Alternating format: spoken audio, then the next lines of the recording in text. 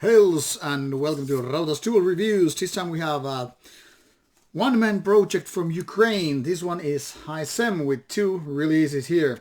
The first one of these is a couple of years old, Kuhaghan Tyyn, and the second one here is Philosofiend. Now there is also 2022 release out by this band, but I haven't got a review copy, so both of these ones are somewhat older, but decided to feature them in a single video because after all, one band and the style doesn't really change that much throughout the course of time. First, let's take a look at this one.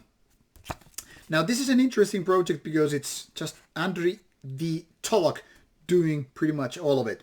Guitars, drums, with performing vocals and all that stuff with some guest musicians. And then there's this vast thank you list in the old school way. And here you have the lyrical content written here in capital letters. And that's pretty much of the booklet right here. Released through Savannah Records in 2020. This one features 4 tracks with roughly 40 minutes. The style is something like progressive melodic death black metal. Once again, depending which kind of albums you would be comparing. This is 2021 release with 8 tracks and almost 50 minutes of music. The style is now more, say, melodic black death metal. Not so much progressive, maybe more easy to approach and all that stuff, but still definitely related to the previous Haissem release. And here once again you see this credits list, written, arranged, performed by Andriy the Tolok, and here's the recording information and thank you list. I kind of like these old school thank you lists, maybe because I grew up with them and it was very cool back in the days to check out some bands. Okay, this band, and that artist is thanking these and those bands and artists, and you could see pretty much a kind of a brotherhood, like, hey, these bands are related to one another because they have probably shared some shows or done split releases or whatever. And it was a really, really good way to just, get the basic information way before internet existed for the normal folk and all that stuff. Now here on Metal Archive's site you will see Haissem from Ukraine as a band and features already 6 albums within 6 years, started in 2016. Now these first 3 albums I haven't heard from 2016 to 2019, nor the EP, so can't really compare how the band has evolved since that. But my start is this Kuhaghan Tyyn, which is this more melodic, progressive death black thing. This is interesting really is because, first of all, usually a lot of bands going more progressive end up being way too avant-garde-ish or just, go out of bounds when it comes to the selected genre. And this could also mean that sometimes it's more about musicians doing their music rather than thinking about audience or thinking like, hey, okay, how these songs actually work. What happens here is that this release is actually pretty cool. First of all, it's written nicely. There's a nice atmosphere throughout the whole thing. Secondly, the production is pretty fucking solid. Considering this is a one-man band, not just a big-ass band, everything sounds very, very pro. And not like it was overly polished or too plastic, more like the guitars sound solid, drums as well. Vocals are maybe the most lukewarmish out there, but I mean, they're not bad. They're just doing their job, whereas guitars and drums and all, sound very powerful, crisp, clear, and all that stuff.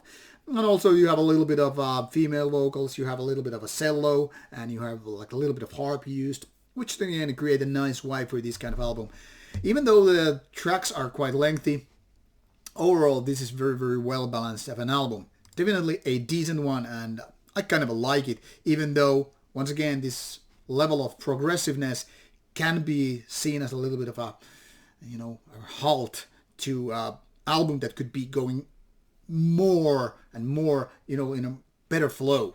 Let's put it this way. But it's overall quite nice of a release. This album, however, which is almost 50 minutes long and has a little bit shorter songs, and as such could be seen as like, okay, this is more to the point and delivering its kind of a simplified melodic black death things. Some say this is more closer to melodic black metal.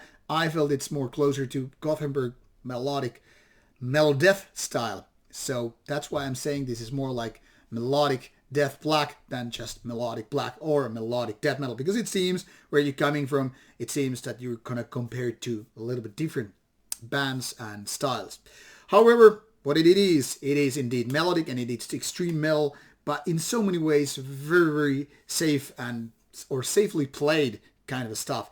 That is, nothing here exactly stands out. It's once again with good production, solid vocals and all that stuff, but when it comes to the songwriting, when it comes to those melodies and how catchy they are, or more like could be, it's more like, yeah, nothing really sticks out. Nothing is like making waves. Nothing is making me feel like I'm listening to something of a unique thing, which was on the other hand with the previous album. So here it seems it's more like cutting the progressive heads off and coming black clean with more melodic death black metal in a very, very basic fashion thing.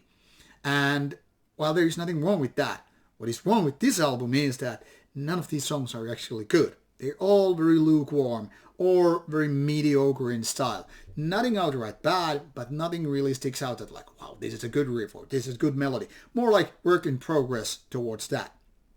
So very easy to listen, but even easier to forget. And that kind of hurts really after the previous album that was so much better. Now, if I got you interested, I would say start with the 4-track album. That is this one. In my opinion, this is the better one. But maybe for people who are, a little bit afraid of getting too progressive, maybe this album could be the one. But I'm saying this one is just better. So either way, it's interesting to see this kind of a one-man Ukrainian band doing the stuff in a very fast pace and lots of creativity with a good production. But maybe the pace is just too fast. Maybe it should slow down and just pick the best parts for the puzzle and not use the more mediocre basic ideas. That's all I'm saying. Whether you're going to check this out or not, it's up to you, of course, and you will find descriptions in the links in the description box, sorry. And what can I say? I hope this ticks your boxes, and if not, now at least you are warned. Take care and see you soon with more reviews coming away.